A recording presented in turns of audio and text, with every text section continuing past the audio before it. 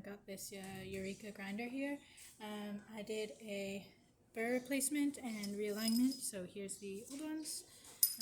Got nice new burrs in there, and then it was getting clogged in the chute, and so I actually replaced this part here, which just breaks up the clumps.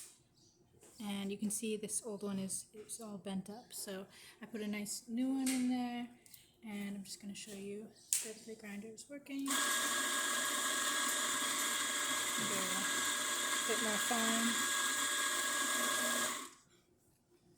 Okay. You can see you can get a really nice fine grind.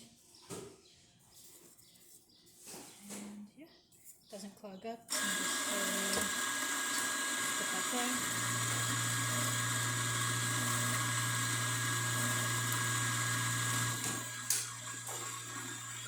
Okay, as you can see, it's not clogging up at all. So that's about it for this video.